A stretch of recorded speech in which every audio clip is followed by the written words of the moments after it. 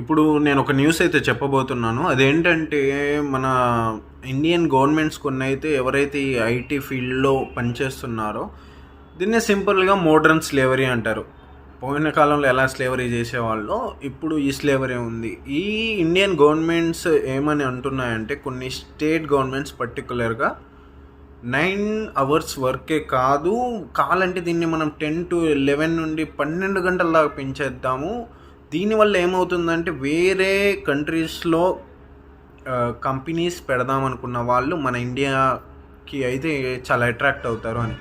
So మరి ఇదైతే మరి సాఫ్ట్‌వేర్ ఎంప్లాయీస్‌కి ఒక బ్యాడ్ న్యూస్ అనాలో, లేపోతే ఫ్రీలాన్సర్స్‌కి ఒక గుడ్ న్యూస్ అనాలో. ఎందుకంటే ఫ్రీలాన్సింగ్ అంటే ఏంటి? మన పని మనం చేసుకుంటూ వేరే వాళ్ళ వర్క్ లోడ్ ఎక్కువైనప్పుడు వాళ్ళకి మన స్కిల్స్ యూజ్ చేసుకొని దాన్ని మానిటైజ్ చేసుకొని మనం మన ఇంటిని అయితే నడుపుతాం.